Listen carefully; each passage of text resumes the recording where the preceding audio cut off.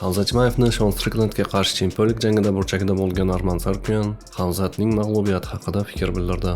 Shuningdek, Arman qatorida Dan White va bir necha taniqli UFC jangchilari ushbu jang haqida shaxsiy fikrlarini bildirib o'tishdi. Video davomida barchasi haqida batafsil bilib olamiz. Demak, boshladik. Jang haqida qisqacha. Birinchi raunddayoq Shon Strickland Hamzat Chimayevning eng xavfli quroli kurashiga qarshi turishga tayyor ekanini ko'rsatdi. Shonni yerga tushirishga uringan Hamzat bu safar odatdagidek dominant ko'rina olmadi.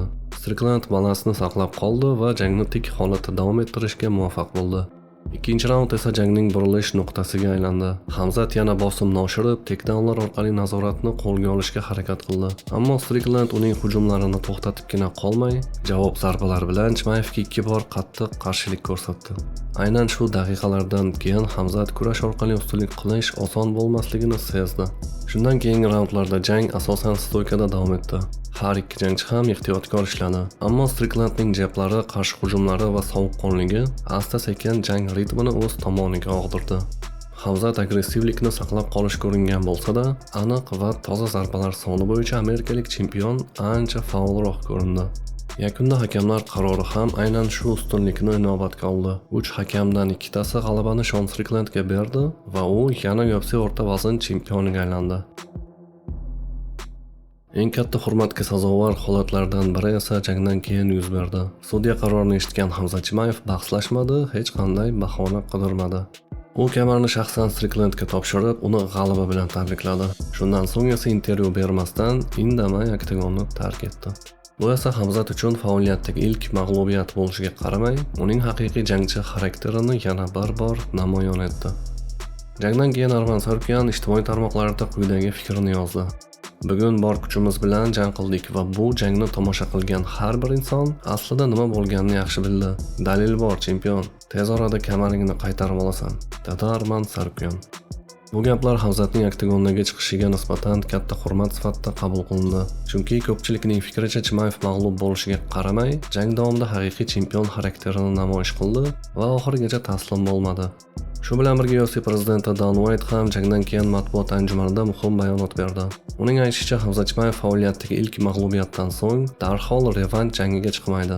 Dananing ma'lum qilishicha, Hamzat endi faoliyatini yarim og'ir vazn toifasida davom ettirish varianti ko'rib chiqilmoqda. Boris o'rta vazn 84 kg toifadagi yurishini yakunlagan va endi yarim og'ir vazn 93 kg divizionda shovqin ko'tarmoqchi. Bu esa UFCdagi vaziyatni yanada qiziqarli qilib yuborishi mumkin. Dananing gaplari: "Menimcha vazn yo'qotish uning uchun juda qiyin bo'ldi. U jangdan keyin top ma'noda menga yaqinlashib, men yuqoriga ko'tarilishni xohlayman. Men endi bu vazn toifasida jang qilishni xohlamayman" dedi. Bo'ldi, u shunchaki men endi bu vazn toifasida jang qilishni xohlamayman. Men yuqoriga ko'tarilishni istayman dedi. Uning yuqori cho'qqiga ko'tarilishi juda qiziqarli.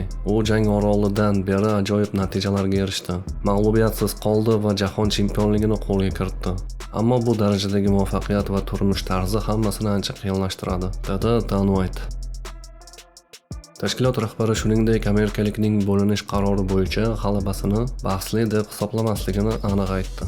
Final raundiga qadar 2-2 hisob edi va menimcha Strickland final raundida g'alaba qozondi, deb tushuntirdi UFC rahbari Dan White. UFC hamjamiyati Chimayev va Strickland jangiga munosabat bildirishdi. Paulo Costa: Ha, bu bo'ri pudel bo'lib chiqdi. Uni iloji boricha tezroq menga bering. Shon O'Malley: Wow, yangi chempion. Corey Sandhagen: Nima deyishim mumkin? Men nima haqida gapirayotganimni bilaman. Hammasi men kutgandek bo'ldi va yangi chempion. Balon Muhammad: Vazn yo'qotish juda dahshatli bo'lgan bo'lsa kerak. Strickland hali ham yomon. Henry Cejudo: Stricklandning ajoyib o'yini va ajoyib jangi. Shonning hisobi 48-47 edi. Oxirgi raundga qadar durang edi va Strickland final raundiga chiqish uchun yetarlicha harakat qildi. Kamaru Usman: Voy, qanday qaror. Nasriddin Imamov: Chiroqlaringni o'chiraman, Shon Strickland. Gilbert Burns: Menda Chimayev foydasiga 3-2 hisob bor. Wow, Strickland buni uddaladi. Ariel Helvani: Shon Strickland yana bir bor uddaladi, ajoyib. Jerry Prohaska. Nima qaror qilingan bo'lsa ham barchasi jangdan oldin hal qilingan edi. Dunyoga xohlagan narsangizni ko'rsatishingiz mumkin, lekin bu rolni oxirigacha yashashingiz kerak. Shonni juda tabriklayman. U xarakter ko'rsatdi va bosimga dosh berdi. Ammo boshqa tomondan matbuot anjumanida sof nafrat va qafasda tabassummi?